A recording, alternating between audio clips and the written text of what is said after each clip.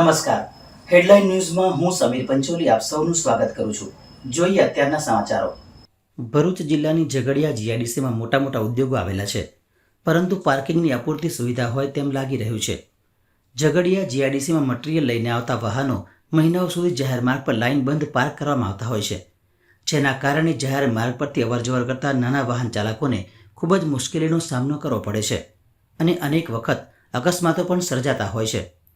ઝઘડિયા જીઆઈડીસીમાં આવેલી ગુલશન પોલિયોલ્સ કંપનીમાં ઉત્તર પ્રદેશથી મકાઈ ભરીને આવેલા 70થી વધુ ટ્રકો જીઆઈડીસીમાં ચારે બાજુ જાહેર માર્ગ પર પાર્ક કરવામાં આવ્યા હોવાનું ડ્રાઈવરોએ જણાવ્યું હતું. ઉત્તર પ્રદેશથી ગુલશન પોલિયોલ્સ કંપનીમાં મકાઈ લઈને આવેલા ટ્રક ડ્રાઈવરોએ જણાવ્યું હતું કે કંપની દ્વારા 5 દિવસ ઉપરાંતથી તેમની ટ્રકોમાં ભરેલું મટીરીયલ ખાલી કરવામાં આવતું નથી, જેના કારણે તેઓ જાહેર માર્ગ પર ટ્રક પાર્ક કરી ઊભા રહ્યા છે. છેલ્લા 5 દિવસ ઉપરાંતથી ટ્રક ચાલકો પોતાની ટ્રકની નીચે જમવાનું બનાવે છે તેમજ ગંદકીમાં 5 દિવસથી હાલાકી ભોગવી રહ્યા છે. ટ્રક ચાલકોના જણાવ્યા મુજબ કંપનીમાં 70થી વધુ ટ્રકો ઉત્તર પ્રદેશથી મકાઈ ભરીને આવ્યા છે. જીઆઈડીસીનું આ પાર્કિંગ પણ ફૂલ થઈ ગયું છે અને આ ટ્રકોમાં ભરેલું મટીરીયલ કંપની દ્વારા ખાલી કરવામાં આવતું નથી, જેના કારણે તેઓ જાહેર માર્ગ પર ટ્રક પાર્ક કરવા મજબૂર બન્યા છે. પરંતુ રસ્તા પર વાહનો પાર્ક કરવાથી જીઆઈડીસીમાં રોજબરોજ અવરજવર કરતા નાના વાહન ચાલકોને ખૂબ જ મુશ્કેલીનો સામનો કરવો પડે છે અને કેટલાક વાહન ચાલકોને રોંગ સાઈડ પર વાહન ચલાવવા પડે છે, જેના કારણે કોઈક મોટો અકસ્માત થાય તો જવાબદાર કોણ?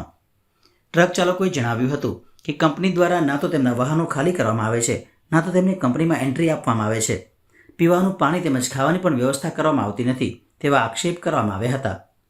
આટલી મોટી જીઆઈડીસી હોવા છતાં જો પાર્કિંગની અગવડ પડતી હોય તો જીઆઈડીસી એસોસિએશન તેમજ જીઆઈડીસી નોટિફાઈડ દ્વારા આ વાહનો પાર્ક કરવા માટે બીજી વૈકલ્પિક વ્યવસ્થા ઊભી કરવામાં આવે તે જરૂરી બન્યું છે. महावीर गुजर झगड़िया जीआईडीसी में गुलशन फैक्ट्री है। यहाँ पर मक्का लेके आए, कम से कम 70 गाड़ी है यहाँ पे।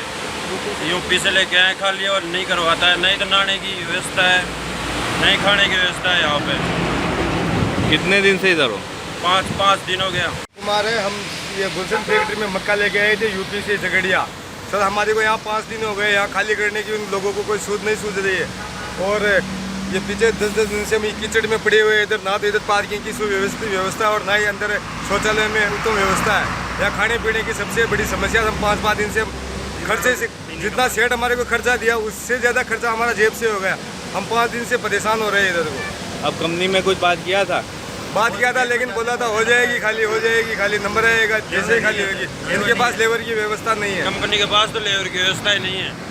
आपका खाने पीने का कुछ इंतजाम किया है उन लोगों ने? हाँ जी, खाने पीने का कुछ इंतजाम किया है? खाने पीने का इधर कुछ नहीं, हम खाना बनाते हैं और खाते हैं और क्या।